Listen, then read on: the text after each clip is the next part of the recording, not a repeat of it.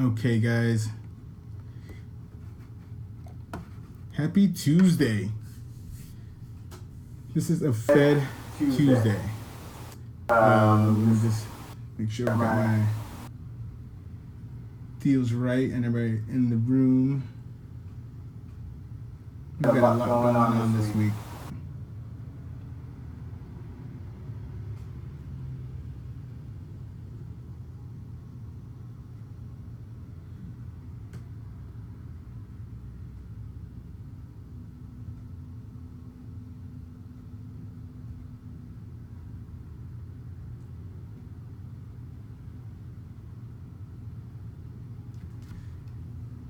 So we've got the European Fed, essentially the ECB. They chatted yesterday. We've got a few things going on.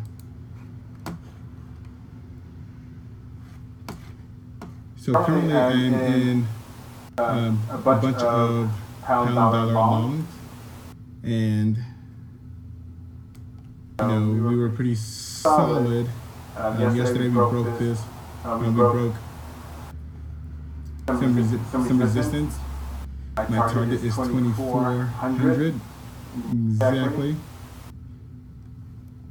We just had a nice sharp decline of the price just now, but it is what it is. I still hold to my original trade. I might actually even load up on some more right here. I think this looks like a good area because ideally I see us going to, as you can see, and I've got my orders set because I anticipate that if we did go lower, this would be our support area right in here. One second. Let me shut some stuff down.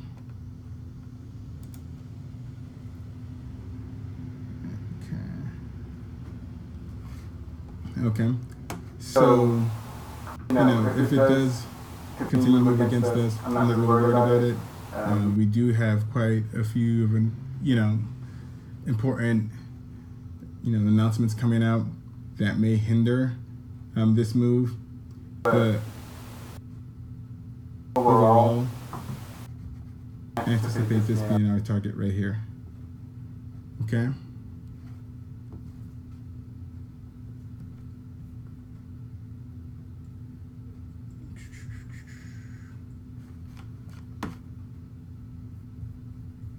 make sure that we're live. I want to make sure the feed is live. Oh. Here we go.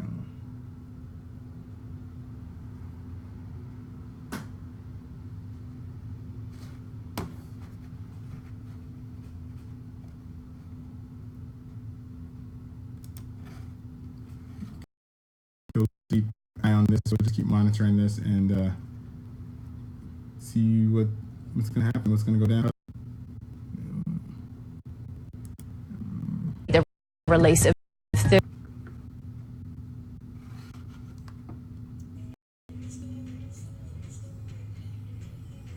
your Bloomberg Business Flash, Anna Manis. Juliet, thank you very much. To Europe.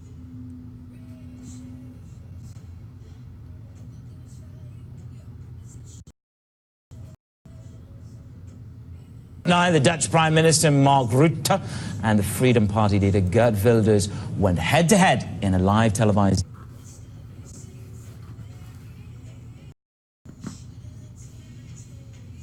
debate just 36 hours before the Netherlands' anti-EU stance. Mr. Wilders, a question for you. Okay, let me see. First news the Netherlands can have now. Meanwhile, Wilders accused the Liberal Premier of breaking promises and argued it's wrong to exclude his Freedom Party from the coalition-making process. Als u de PVV uitslaat. If you exclude the PVV, then who will join you in lowering taxes? With who will you introduce a strong law and order policy? With who will you close the borders? If you already exclude my party now, then the voter at home knows that you again will join up with the left and the middle, and that Jesse Klaver maybe becomes the new Minister for Immigration under Mr. Rutte, and no one here wants that, and then negs it.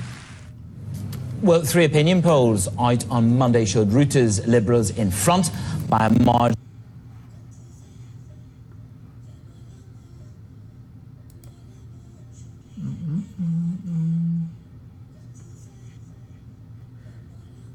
Alright guys, so it's Paidtrader here. Of 3 to 4 seats, and the other one saw the 2 parties tied. Let's welcome Dean Turner. He's an economist at UBS Wealth Management. Thank you for joining us this morning. So we're coming down to the final 48 hours of canvassing. You heard there from Rutte challenging Gerd Wilders. My question to you is slightly broader: do we need Rutte to be the winner, in inverted commas, of this, to draw a line under? To about 2400 level.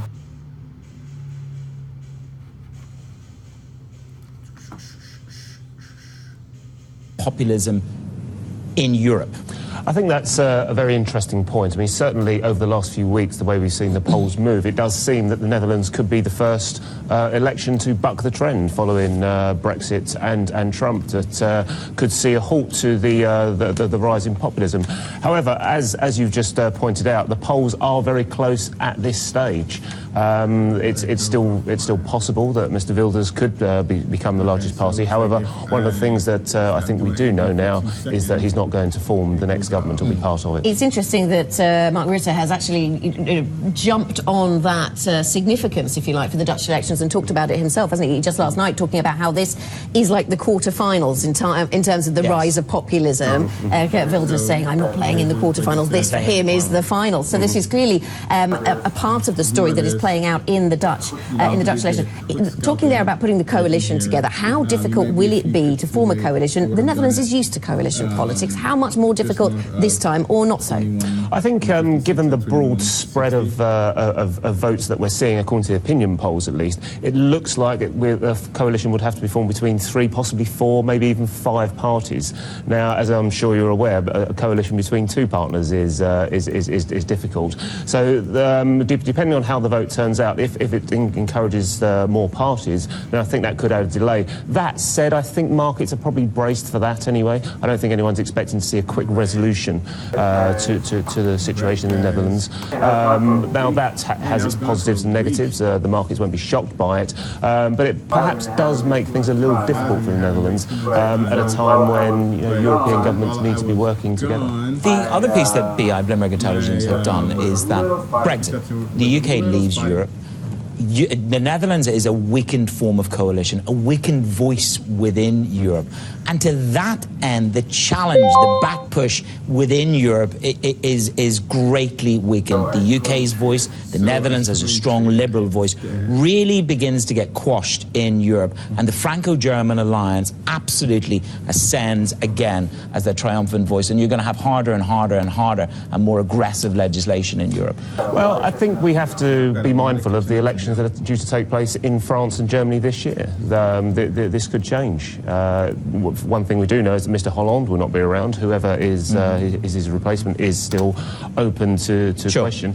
And even in Germany, now if Mr. Schulz were to take over Mrs. Merkel, that could lead to a change in attitude. And so I think it's too early at this stage to be drawing such conclusions about the Franco-German alliance. I think perhaps let's have this conversation come September. Interesting to look at the European-Turkish alliance and where that stands, given the fallout we saw over the weekend, the war of words between the Turkish government, which of course is fighting its own electoral cause. Certainly Erdogan is fighting his own electoral agenda. This fragile EU-Turkey deal on refugees, Erdogan has the stream.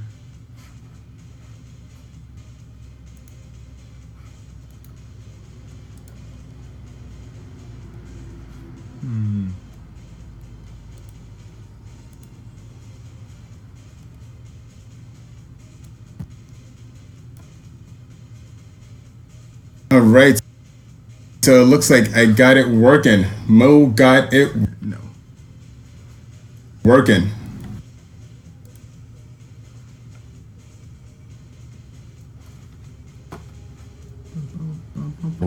The exit question.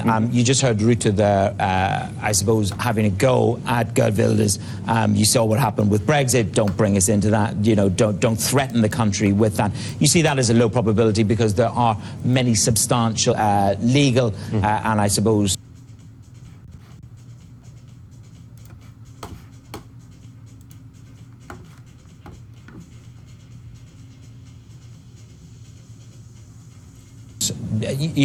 obstacles to that even remotely being on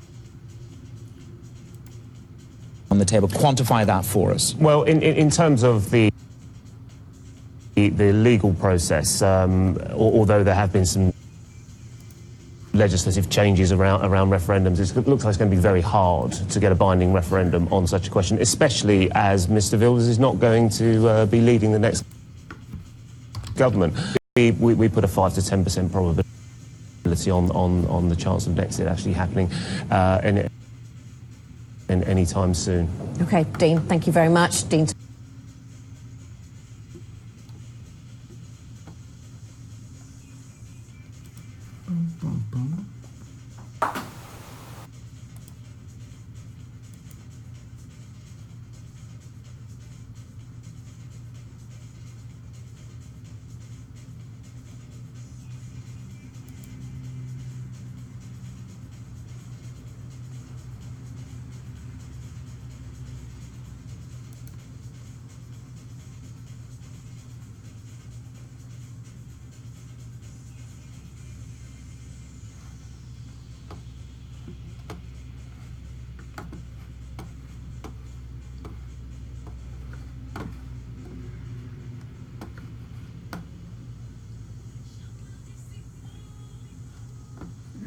What are we looking at here?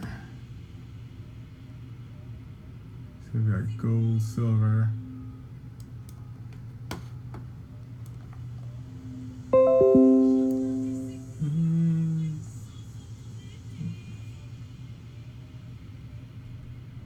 Okay, so it looks like we're gonna move lower. Let's see what happens around the 21, 23 area. This is going to be really important. 21, 23 area.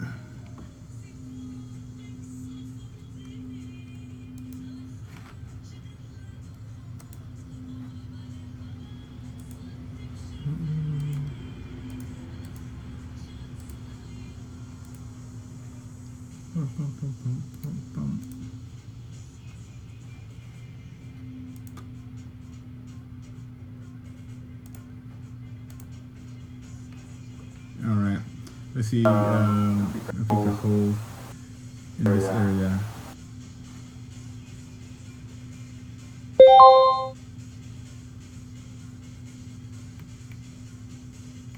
Okay. Ready to rock and roll if it gets down that low.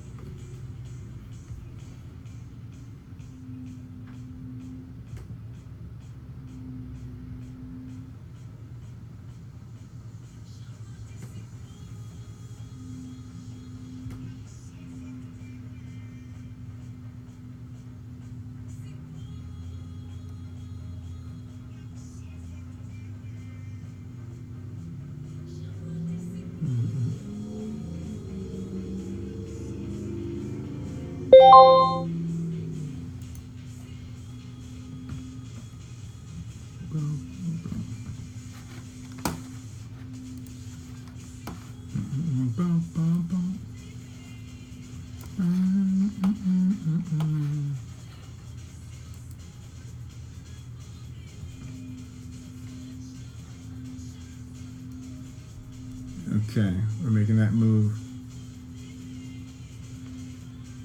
If you guys are in the trader lounge, take a look at what's going on today and see how that'll affect your trades. Man, I got a lot of catching up to do on a week.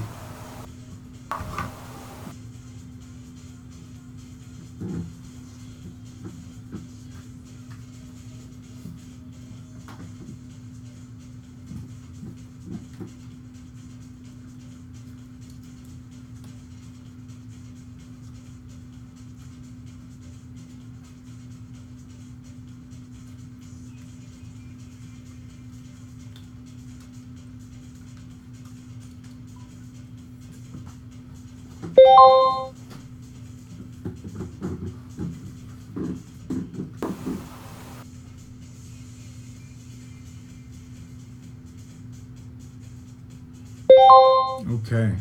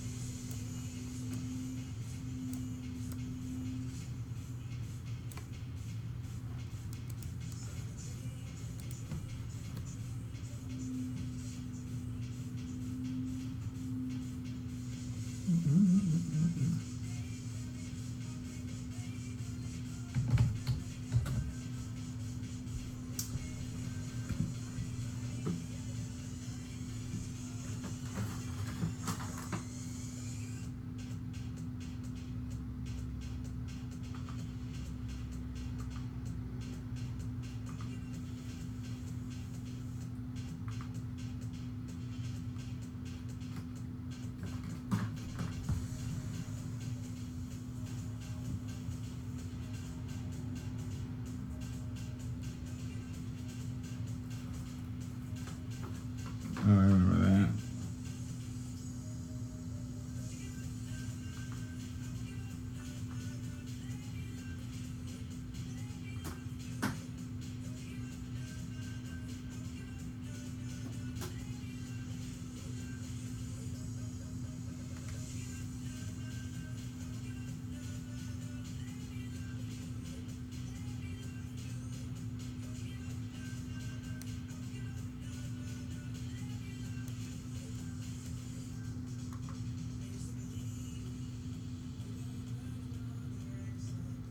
Boom. Stream it, baby.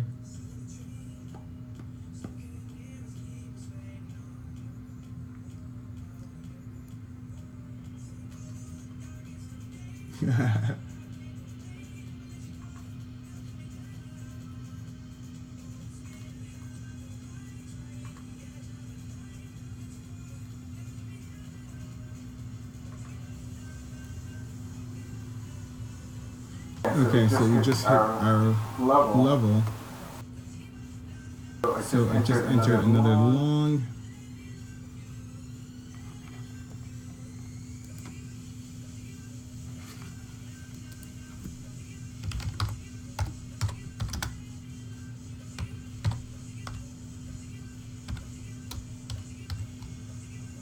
There's this guy.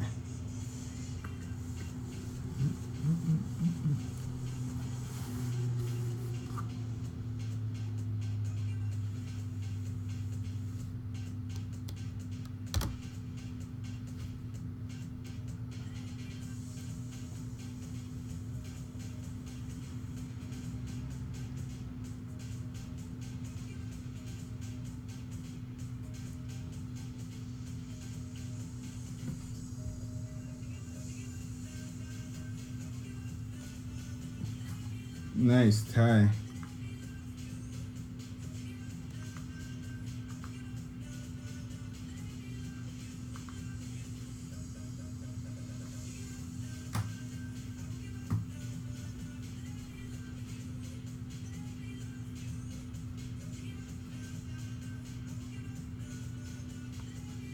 Okay, so we hit that level.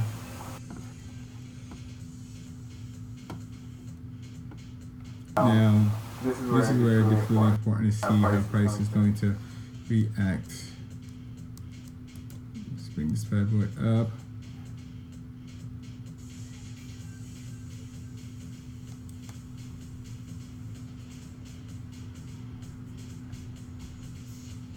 Okay.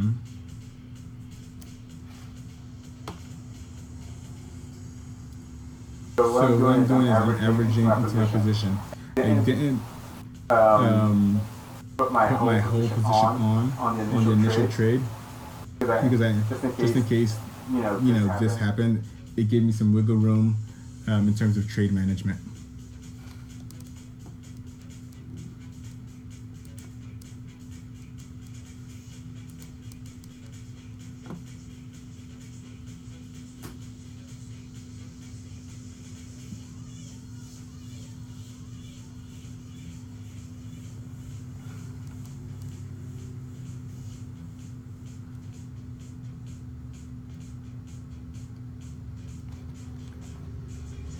Take a look at that daily. Yeah. Just a couple hundred pips down to my main stop area. Low support in the daily. So this is how I swing trade, guys. When I swing trade, I swing trade with this.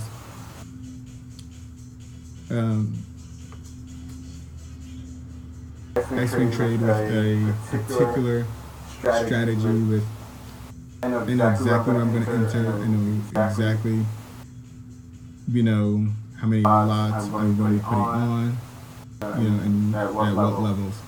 So, because generally I'm fairly accurate in terms of direction. So it's just a matter of, the price proving me right or completely wrong. But,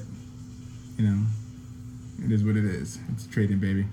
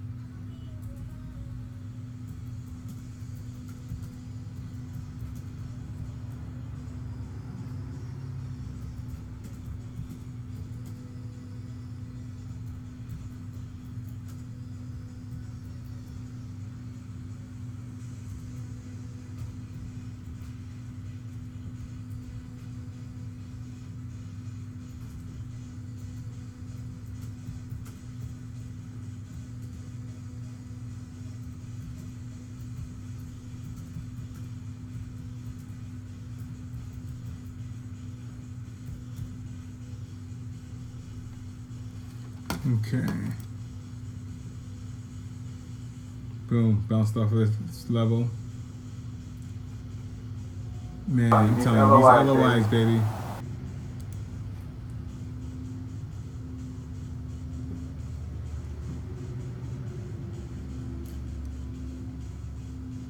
So double of interest right here. Should have been an awesome scalp.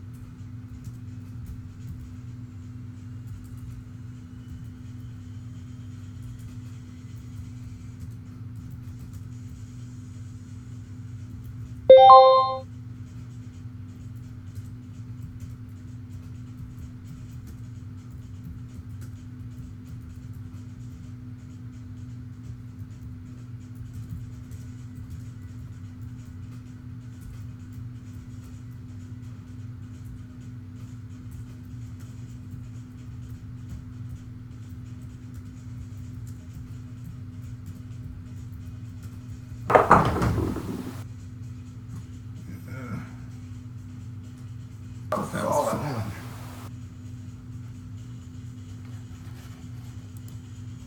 All right, let's see how we act.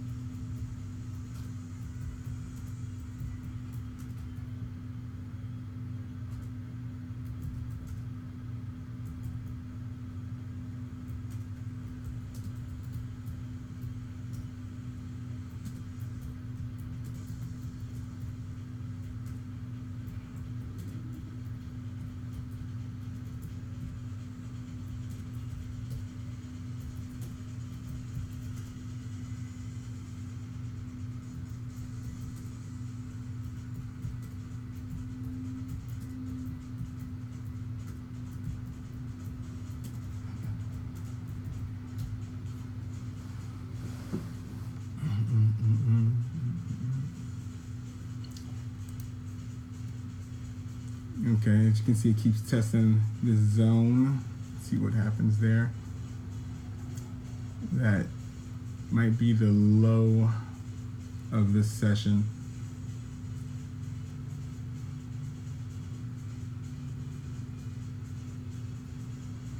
Okay, guys, we have another maybe 6 more minutes, and then we're gonna call it good for this live session.